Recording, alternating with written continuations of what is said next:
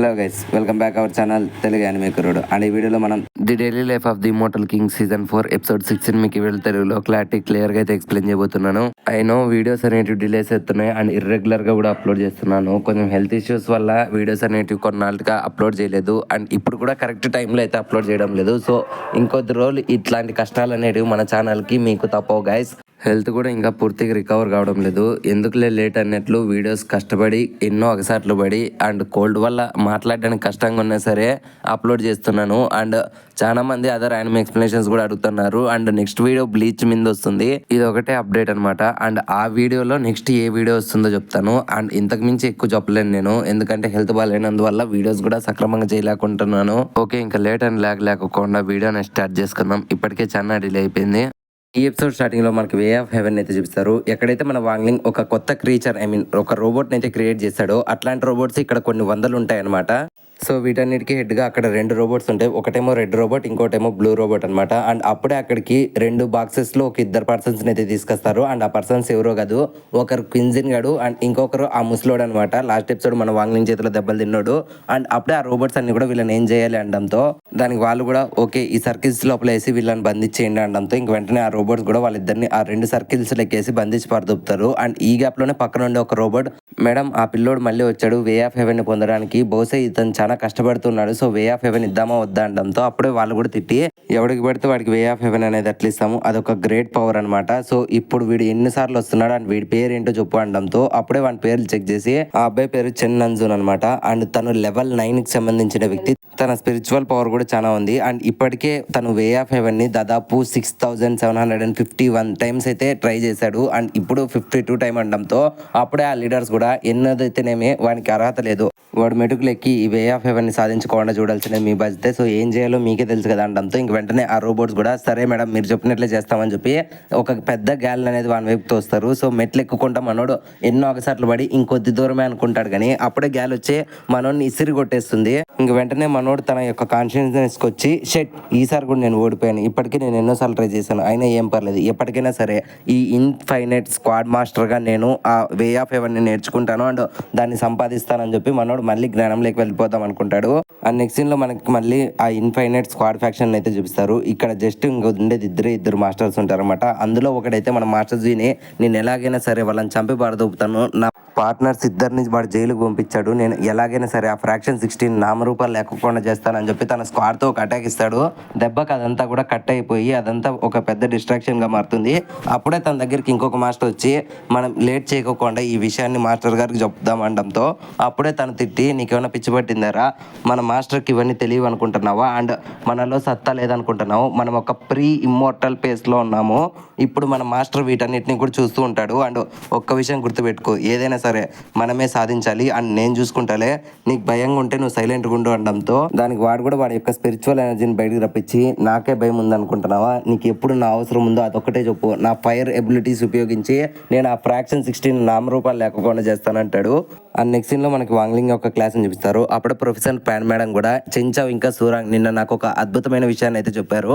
మన దేశంలో ఎంతో మంది పూర్ ఫ్రాక్షన్స్ అయితే ఉన్నారంట, సో వాళ్ళ కోసమే మనోళ్ళంతా కూడా ఒక చారిటీ సేల్ అనేది క్రియేట్ చేశారు. నాకు తెలిసినంత వరకు ఐ హోప్ మీరంతా కూడా దాంట్లో పార్టిసిపేట్ చేసి దాన్ని సక్సెస్ అయ్యేటట్లు చూస్తారా అనడంతో దానికి మన వాంగ్లింగ్ కూడా ఆలోచిస్తూ ఉంటాడు. అప్పుడే తన స్క్వాడ్ అక్కడికి వచ్చి ఏమైంది మాస్టర్ మీరు అలా ఆలోచిస్తున్నారు, ఏది చేద్దాం అనుకుంటున్నారు, సో మీరు ఏ పార్ట్ని అమ్ముదాం అనుకుంటున్నారు ఆ చారిటీ సేల్లో అనడంతో దానికి మనోడు కూడా ప్రజెంట్ నా దగ్గర అంతగా ఐడియా లేదు కానీ బట్ నా దగ్గర ఒక ఐడియా ఉందని చెప్పి మనోడు అనుకుంటాడు. అండ్ నెక్స్ట్ సీన్ లో మళ్ళీ మనకి ఆ చెన్ నాన్సూన్ గన్ అయితే చూపిస్తారు. ఈసారి మనోడు ఇంకొక పిల్లలు తీసుకొని ఏం పర్లేదు ఈసారి కూడా నేను పోరాడతాను, ఖచ్చితంగా నేను ఆ వే ఆఫ్ హెవెన్ ని సాధిస్తానని చెప్పి వెంటనే మనోడు ఇంకొకసారి ఆ మెటుకులు ఎక్కడానికి అయితే ట్రై చేస్తూ ఉంటాడు. ఆ నెక్స్ట్ సీన్ లో మనకు మన వాంగ్లింగ్ ఇంకా ఫ్రాగిడాగ్ చూపిస్తారు. వీళ్ళిద్దరు కూడా చోటుకు వెళ్తారు. అప్పుడే మన వాంగ్లింగ్ అక్కడ ఒక సీల్ అనేది ఓపెన్ చేయడంతో అప్పుడే ఫ్రాగిడాగ్ ఏంట్రా ఇది, ఏం తెలుసురా నీకు అండ్ ఎక్కడికి వెళ్తున్నాం రా మనము అని చెప్పి షాక్ అవుతాడు. కానీ అప్పుడే మనోడు ఇంకా ఫ్రాగిడాగ్ అయితే వే ఆఫ్ హెవెన్ లోకి ఎంటర్ అవుతారు. ఇంకా అప్పుడే దాన్ని చూసిన ఫ్రాగిడాగ్ షాక్ అయిపోతుంది అనమాట, వీడికి మార్గం ఎలా తెలుసు అనడంతో అప్పుడే తన స్క్వాడ్ వచ్చి అరే ఇది వే ఆఫ్ హెవెన్ కాదు, ఇది వే ఆఫ్ హెవెన్ లైబ్రరీ అనమాట, ఇప్పుడు మన మాస్టర్ ఇక్కడికి వచ్చినది ఒక చిన్న పని మీద అనడంతో ఇంకప్పుడే మన వాంగ్లింగ్ కూడా గాయస్ ఇక్కడ ఉండే ఈ క్రిస్పీ నూడిల్స్ తీసుకొని దీనికి బదులుగా నాకు వేరే ఐటమ్ ఇస్తే నేను ఎంతో సంతోషంగా వెళ్తాను అంటాడు.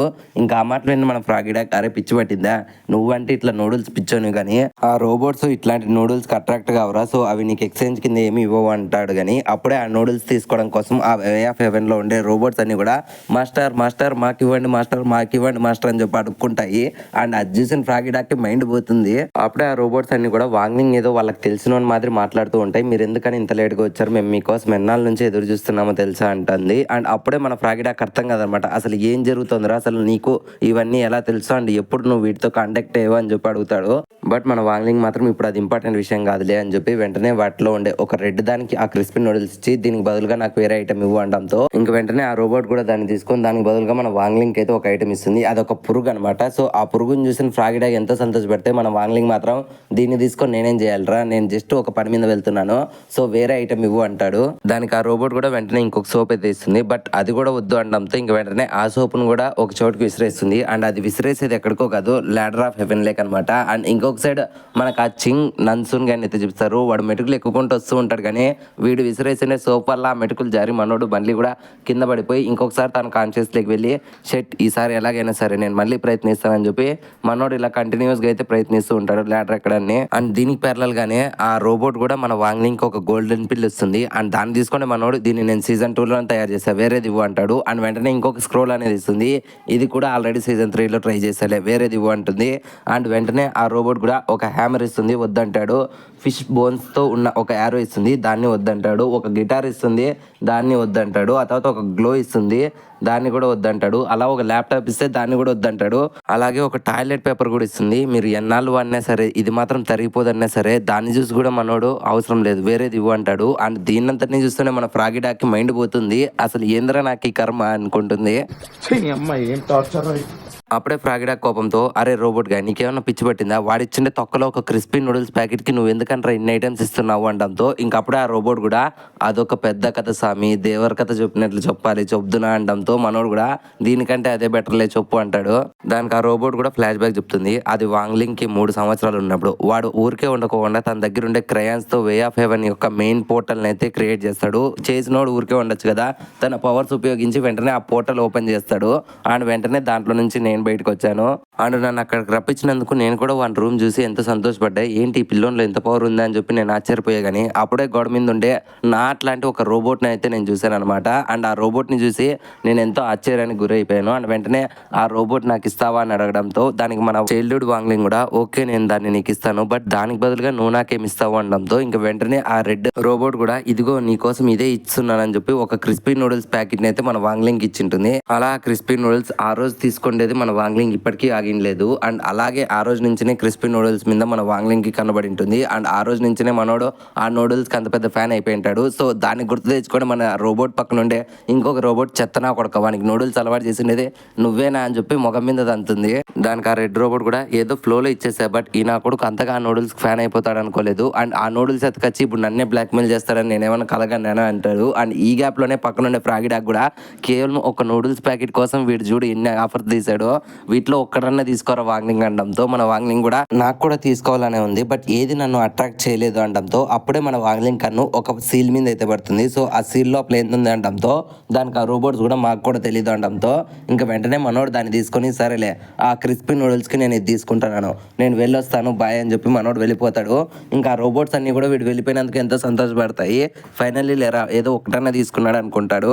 అండ్ ఈ రోబోట్స్ అన్ని ఇలా సంతోషపడుతూ ఉంటాయంటే కానీ బట్ ఈ గ్యాప్ లో మర్చిపోయిన మ్యాటర్ ఏంటంటే ఆ వే ఆఫ్ హెవెన్ ల్యాడర్ మీదకి అయితే ఆ చైన్ నన్సున్ గడి అయితే పూర్తిగా ఎక్కేసి ఉంటాడు. అండ్ మనోడు ఎక్కుతుంటే ఈ గ్యాప్ లో ఫైనలీ 6999 సార్లు నేను ఫెయిల్ అయినా ఈ 7000 టైం అయితే నేను గెలవబోతున్నానని చెప్పి మనోడు పూర్తిగా ఆ ల్యాడర్ పైకి ఎక్కేసి అక్కడ ఒక హోల్ మాదిరి ఉంటుంది, దాన్ని టచ్ చేస్తాడు. దెబ్బకి మనోడు తన ఓన్ కాన్షియస్ అయితే వచ్చింటాడు. అండ్ అప్పుడే తన చేతిలో ఒక గోల్డెన్ బాల్ అనేది ఉంటుంది. ఇంకా మనోడు కూడా ఆ గోల్డెన్ బాల్ చూసి ఫైనలీ 7000 సార్లు కష్టపడితే ది వే ఆఫ్ హెవెన్ నాకు దొరికేసింది, తమ్ముడు రెడీగా ఉండరా ఈ అన్నయ్య వస్తున్నాడు, ఈసారి నీకుంది ఈ వే ఆఫ్ హెవెన్ పవర్ చాలు ఇంకా నేను నిన్ను ఓడించడానికి అని చెప్పి వెంటనే ఆ గోల్డెన్ బాల్ లో ఉండే గోల్డ్ అంతా మనోడు తాగేస్తాడు. దెబ్బకి మనోడు కూడా వే ఆఫ్ హెవెన్ పవర్ వచ్చేసిందని చెప్పి మనకి ఈ సీన్ తో చూపిస్తారు. అండ్ ఈ సీన్ తోనే ఈ ఎపిసోడ్ అనేది ఎండ్ అయిపోయింది ఫ్రెండ్స్. అండ్ ఈ ఎపిసోడ్ పోస్ట్ సీన్ అంటూ ఏమీ లేదు. అండ్ నెక్స్ట్ ఎపిసోడ్ తో మళ్ళీ కలుద్దాం.